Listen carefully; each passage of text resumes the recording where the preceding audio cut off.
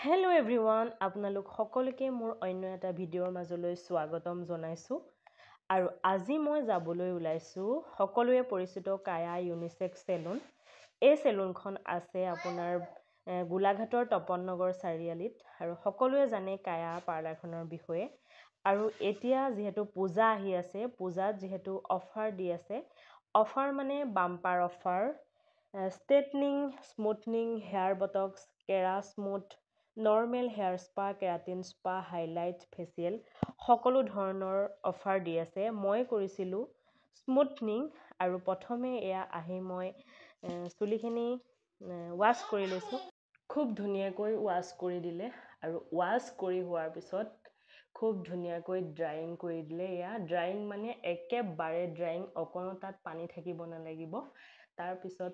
ইয়াৰ পিছত মানে ফাৰ্ষ্ট ক্ৰীমটো মোৰ লগোৱা হ'ব। সেইটো ক্ৰীম আচলতে মই ৰৈছিলোঁ 45 মিনিট। আৰু এয়া হৈছে কায়া চেলুনৰ অ'নাৰ মেম হয়।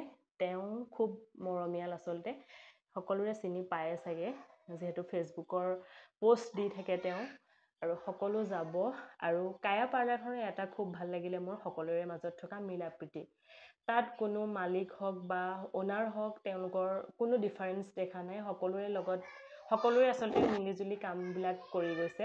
সেইটো কাৰণে আচলতে তাৰ নাম আছে আচলতে কায়া পাৰ্লাৰৰ। আৰু এয়া মই তাৰ মাজতে একপি ফটো লৈ ল'লোঁ। এয়া মোৰ মাজৰ পৰ্যায় চলি আছিল। আৰু তাৰপিছত এয়া আইৰণ হৈ গ'ল মোৰ। আইৰণটো হৈ গ'ল যিহেতু এতিয়া পূজা চলি আছে।